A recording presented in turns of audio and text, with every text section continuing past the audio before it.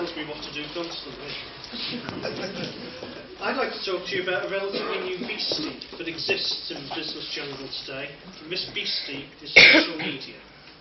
10 years ago, there was very little business application for Facebook, Twitter, all of that sort of social media things we use today. Expert in front of me. 10 years ago, Facebook didn't exist. Thank you. And people like Andrew will now tell you of the importance of social media for your search engine optimization, dominating the front page of Google. Effectively, you've never had a better opportunity and way to get your business message in front of your potential customers so cheaply. But social media is also a venomous little beastie, and this beastie has some teeth. And the major risks tend to be with compliance with the law and in keeping control of your social media and your strategy.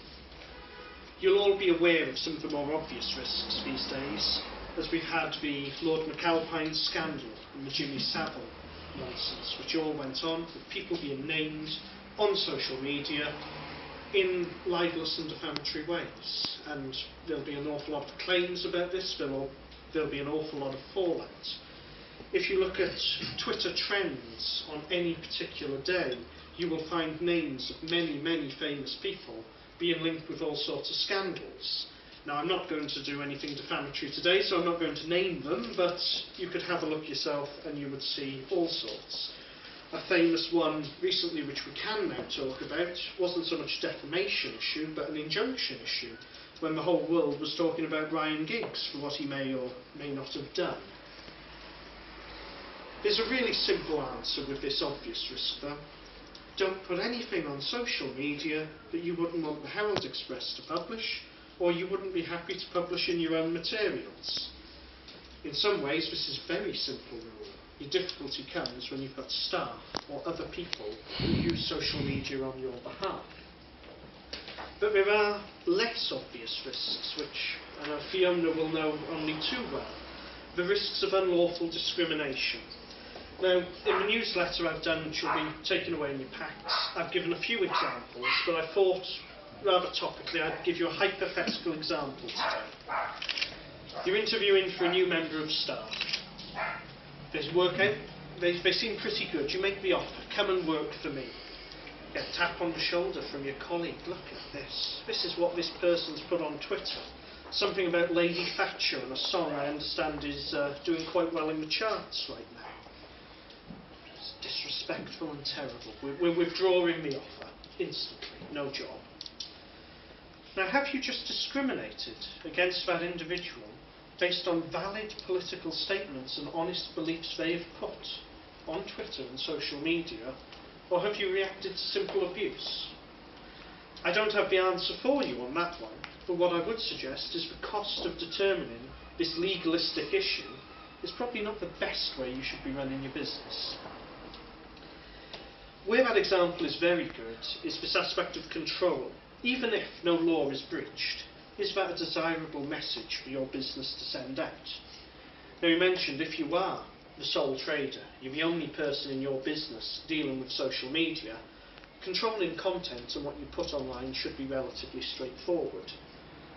But what if you've got staff who use social media on your behalf? I know Andrew and I are both quite active with social media, and we don't do all of it ourselves. We have friends, helpers, staff who do a lot of these things. So how do you control staff use of your social media? And even where you have staff who aren't using it on your behalf, how do you control what they say about your workplace and their job there? I would question anyone here to answer what sort of policies and controls has your business planned and put in place for these risks? And I'll try and surprise you a little.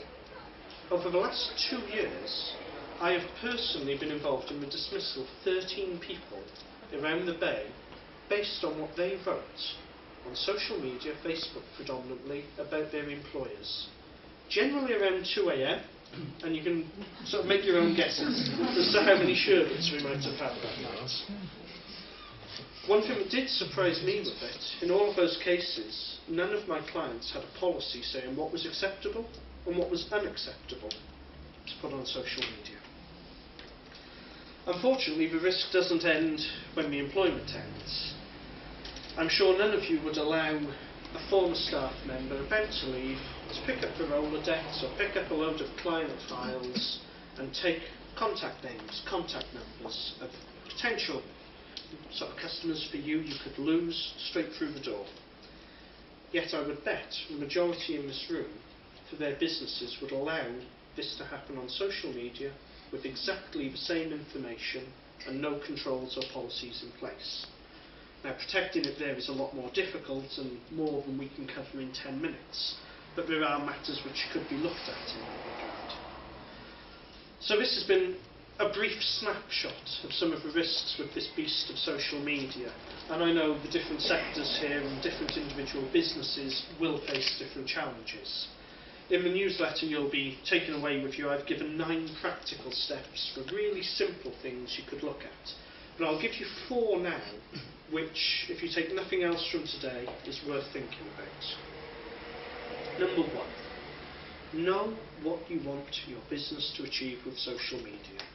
Once you've got a plan and a strategy, you can identify the risks and the steps you need to take to protect yourself against those risks. Your second is going to be your policies, and these are generally pretty simple. What is the acceptable content that people can put on the business social media and on private social media about your business? Secondly, the who. Who is going to post your social media? Third is the when. This deals more with the private posts of individuals, but I think Fiona was telling me of a story earlier where people who you want your employees to work in the day. You don't want them on their social media and on their phones. And the fourth one is defining what the disciplinary consequences for any misuse of these procedures would be. Your third issue, make sure that your contracts and your post-termination restrictions actually are compatible with your social media policy. One is very new, the other concept has been with us donkey's years. They're not always compatible and need to be looked at together. And your fourth one is just regularly keep this under review. 10 years ago, it didn't exist. I can't tell you what's going to exist in another 10 years. With your expertise, I doubt you can either. No idea what's going to happen next week. In the Nutshellaw business, our solicitor's firm, we do offer a number of silver and gold employment health checks, and currently, linked into what we're doing today, we are offering a review of social media policies and procedures for your business. So in the little pack you'll be taking away, we've put some vouchers in worth £100 off a silver health check, £200 off a gold. So if I have piqued your interest with anything on social media today and something you want to look at, please catch me afterwards for a word or phone up, make an appointment and book your business health check. If there are any questions, I'll circulate after, and please feel free to ask anything.